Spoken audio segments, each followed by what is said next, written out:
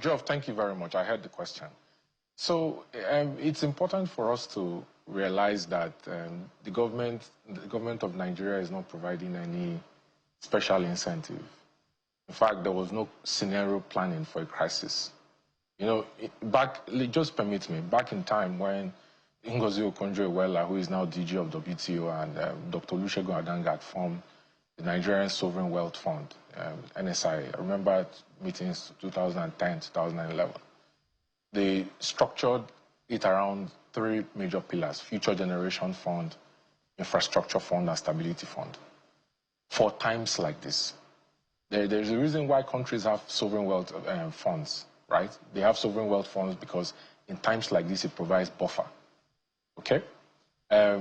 When the petrol subsidy was removed in 2023, which was a good move, by the way, because the government was close to bankruptcy and the president something had to give.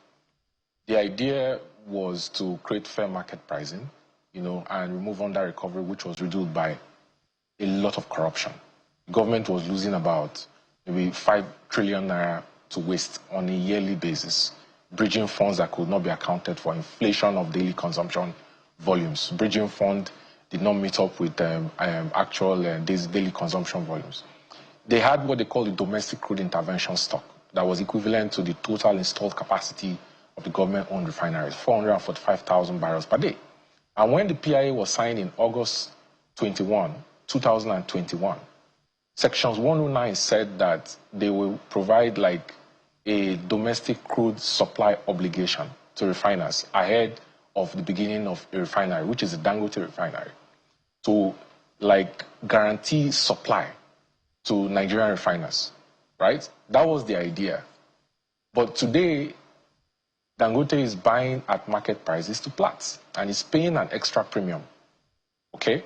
Number two, the 312,000 barrels the government was using as crude oil swap for petrol subsidy. After subsidy was removed, that 312,000 barrels was supposed to come back to the Consolidated Revenue Fund of the Nigerian government. Between 2023 and today, the Nigerian government has not come out to tell Nigerians where that 312,000 barrels of crude oil goes to daily. Because I can tell you, Geoff, that 312,000 barrels that form the domestic crude intervention stock does not go to the Consolidated Revenue Fund.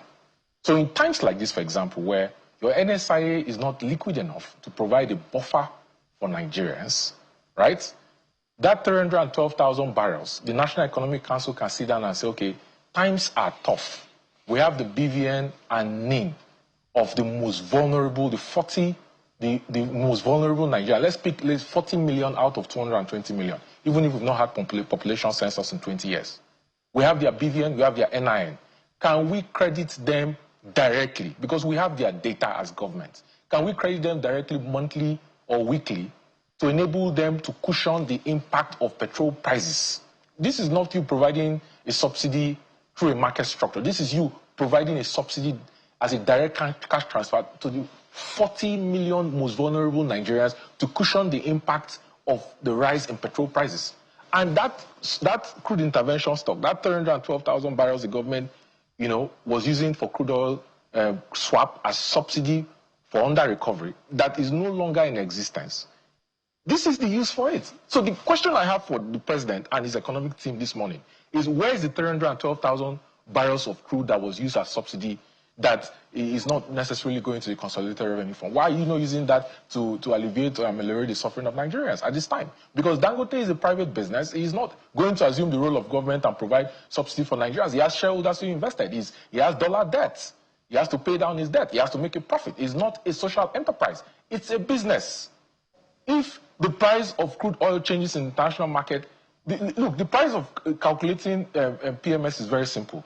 It's the price per metric ton benchmark to Platts, because it's buying crude oil in dollars, right? Multiplied by Nigeria's exchange rates, divided by the number of liters in 1 metric ton of petrol, depending on the density of the petrol, right? So if you cannot control the price of crude oil, then you can manage your exchange rates. And Geoff, we were witness here when a few weeks ago, the vice president was speaking at an event and he said that the government is concerned about allowing the naira to appreciate significantly because it might affect real rates for FPI investors who are in Nigeria. It might affect receipts to FAC because customs has to adjust its exchange rate. It might affect net export proceeds from people who export. Why are you concerned about Naira appreciating? When in situations like this, for example, your exchange rate is a significant denominator in calculating the price of PMS, which will accelerate inflation. Why are you concerned about? Why are you not allowing the Naira to float? The Naira appreciated to about 1,340 Naira, and the government is coming out to tell you that it's concerned about the Naira appreciating.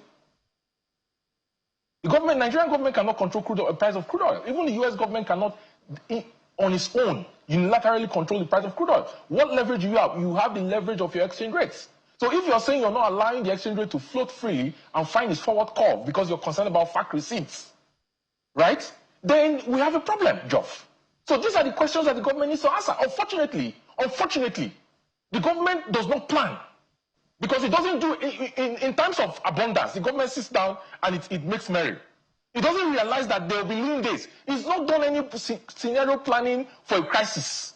This stress test that we've had from this war, which is unprecedented and unplanned, it's like the final validation we need to realize that the Dangote Refinery is the miracle, and it came at the right time. Because if there was no Dangote Refinery, we will be all glued to TV and watching for the next vessel that will arrive in Nigeria with petrol to guarantee our supply of petroleum products. Mr. Emmanuel, for petrol all over the country. Mr.